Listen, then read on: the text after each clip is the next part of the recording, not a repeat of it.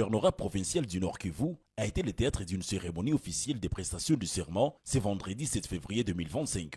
Le nouveau gouverneur de la province, accompagné des deux vice-gouverneurs, l'un en charge des questions politiques, administratives et juridiques, et l'autre des affaires économiques, financières et du développement, a officiellement pris ses fonctions. L'événement s'est déroulé en présence de plusieurs figures du mouvement du 23 mars, M23-AFC, parmi lesquelles Corneille Nangaa et Bertrand Bisimwa, ainsi que d'autres personnalités venues assister à cette investiture. Musanga Erasto, gouverneur de la province du Nord Kivu, je jure fidèlement et loyauté à la République démocratique du Congo. Je m'engage à respecter la loi de la République et me laisser guider que par l'intérêt général du peuple, tel que défendu par l'AFC M23, jusqu'à sacrifice suprême. Gouverneur, je vous présente mes très sincères félicitations. Merci.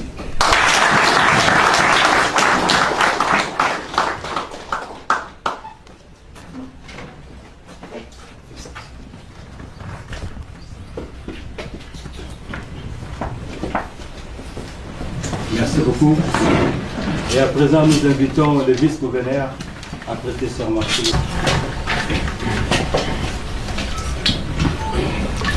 Moi, Manzi Willy Ngarambe, vice-gouverneur en charge des questions politiques, administratives et juridiques de la province du Nord Kivu. Je jure fidélité et loyauté à la République démocratique du Congo. Je m'engage à respecter les lois de la République et à ne me laisser guider que par l'intérêt général du peuple, tel que défendu par l'AFC M23 jusqu'au sacrifice suprême.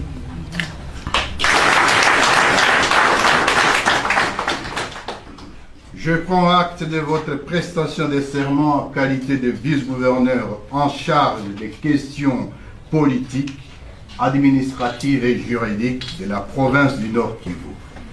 Je vous présente mes très sincères félicitations. Merci.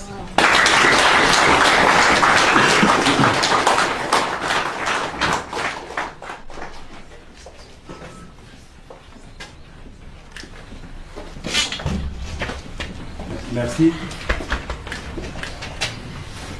Nous invitons le vice-gouverneur. Moi, Amani Bahati Chaka, vice-gouverneur en charge des questions économiques, financières et de développement de la province du Nord Kivu. Je jure fidélité et loyauté à la République démocratique du Congo.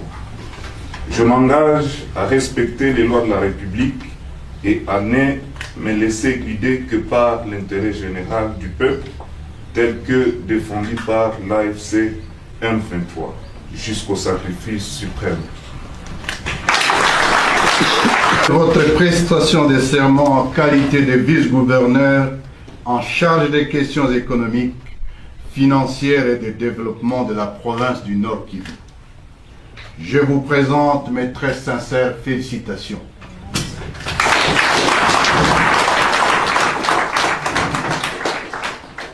Rappelons qu'à la veille, par la du 6 février, ces mêmes responsables ont été présentés publiquement lors d'un meeting au stade de l'unité de Goma, un rassemblement qui a mobilisé une large foule gomatracienne.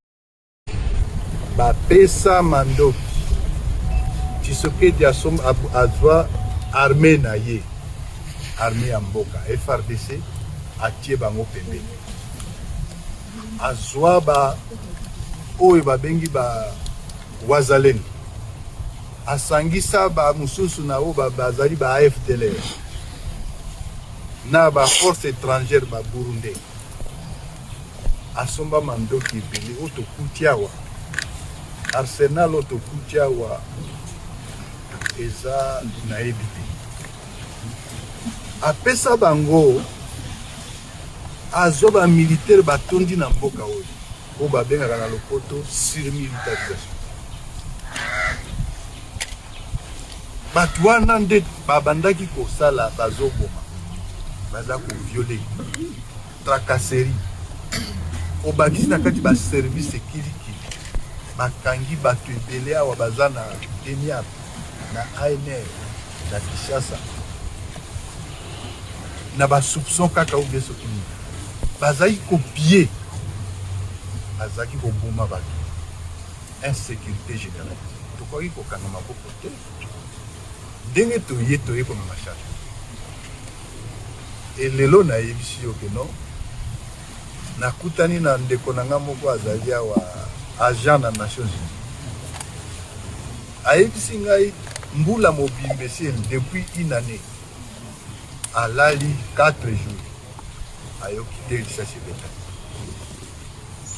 abi alali pongi ayoki te lisasi ebeta depuis une année kasi makambo wana bato ebele otango tokoti na mboka ezala ba FRDC bawazalendo ba FDL ba ebele baike babota baba. Reporter la RDC vient d'être adoptée. Est-ce une victoire ou c'est juste une symbolique? Non, c'est les deux. C'est une grande victoire pour la RDC, pour le président de la République qui tient à ce que la RDC fasse connaître les graves violations qui se passent sur son territoire. Comme vous le savez, en fait, l'impunité dans la région des Grands Lacs est à la base de la perpétuation des violations à grande échelle, qu'il s'agisse des crimes de génocide, des crimes contre l'humanité, des crimes de guerre, des crimes d'agression.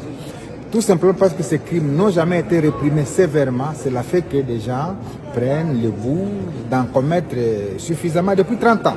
Et donc ici à Genève, au Conseil des Nations Unies des droits de l'homme, nous sommes heureux d'avoir assisté à un débat entre les pays qui tiennent à cœur la RDC et qui considèrent que les violations qui s'y passent doivent cesser. Les pays qui considèrent que le Rwanda a suffisamment commis de graves violations, qu'il doit retirer ses troupes de la RDC.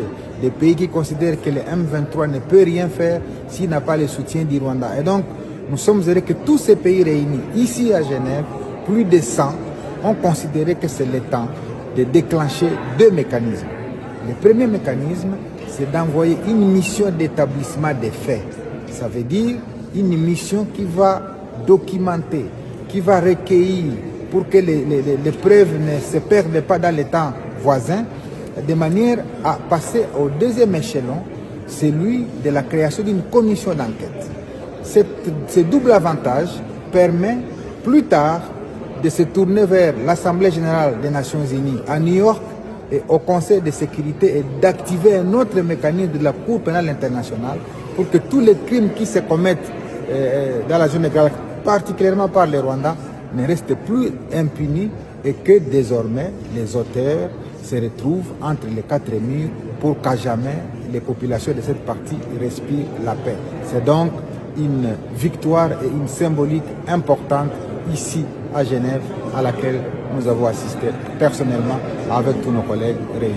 Jusqu'à la fin, on a vu que le Rwanda ne voulait pas qu'on vote cette résolution. C'est-à-dire que cette résolution est également une sorte de condamnation, ultime condamnation de la communauté internationale face à l'agression rwandaise. Le Rwanda a appelé tous les États à ne pas voter la résolution. Et vous savez, vous avez suivi que le président a insisté s'il y a un seul État qui peut lever les doigts pour ne pas voter la résolution, eh bien, il n'y avait aucun seul doigt d'un État qui s'est levé pour se ranger derrière le Rwanda. C'est tout simplement pour dire que l'isolement du Rwanda est en train de se confirmer ici dans les milieux internationaux. Et donc le peuple congolais, son président et tous ceux qui aiment ces pays doivent considérer que ces crimes qui sont restés impunis pendant 30 ans doivent désormais être punis très sévèrement. Et pour moi, je considère que les narratifs que le Rwanda a promenés dans les oreilles en international, à savoir FDLR, à savoir haine, à savoir je ne sais pas quel type d'autres discours, ces discours sont largement dépassés parce que finalement, au niveau international, on a compris que c'est des discours qui sont vides, que c'est des discours qui ont accroché pendant 30 ans inutilement l'opinion internationale, alors que la réalité, elle est tout autre. Tout le monde sait que il y a 5 ans, le Rwanda, il y a plutôt une vingtaine d'années, le Rwanda était présent en RDC, de 98 en 2003. Ça fait 5 ans que le Rwanda était présent en RDC. Tout le monde sait que le Rwanda est encore présent de 2022 à 2025. Ça fait 3 ans. 5 plus 3, ça fait 8 ans. comment peut-on accepter qu'un pays soit 8 ans dans un petit espace comme l'Est de la RDC et n'arrive toujours pas à éliminer les FDLR s'ils existent? Donc tout simplement, ce narratif-là a perdu son sens, a perdu son contenu, et pour nous, nous sommes très heureux de constater qu'au niveau international, les discours fallacieux que les Rwandais ont toujours vendus à travers le monde est en train de perdre son sens. Maintenant, il nous appartient à nous de suivre les mécanismes qui sont définis dans la résolution pour obtenir que la mission d'établissement des faits soit rapidement déployée, pour obtenir que la commission d'enquête fasse réellement son travail et qu'au niveau des instances internationales, on se rassure que les auteurs qui sont passibles de condamnations et de sanctions les soient, et que désormais tout Merguimen ne puisse pas considérer que la prise d'armes constitue une voie facile pour tuer les vies humaines. Que répondez-vous à ceux qui disent que plusieurs résolutions, oui, mais rien ne change sur le terrain? Qu'est-ce que cette résolution peut changer comme donne sur le terrain, et qu'est-ce que vous pouvez dire à la population par rapport à cet acquis? Moi, je pense que la cruauté humaine, doublée des tueries des casques bleus, la violation de 163 femmes dans la prison de Monzenze, la tuerie des enfants qui étaient dans la maternité Charité maternelle à Goma par l'armée rwandaise, les bombardements des camps de déplacés qui sont des cibles non violentes. Je crois que ces éléments-là ont atteint les cœurs du monde, et que cette résolution qui est votée par consensus, parce qu'il n'y a pas un seul vote qui a été émis, mais par consensus, démontre finalement que le peuple congolais doit commencer à espérer à la mobilisation de toute la communauté internationale en sa faveur. Parce qu'il y a beaucoup d'années, les gens pensaient que la communauté internationale avait tourné le dos contre la RDC. Mais ce qui se passe ici à Genève est un signal fort, est une symbolique que le monde entier a désormais ses yeux rivés vers la République démocratique du Congo. Merci, Excellence. Merci beaucoup.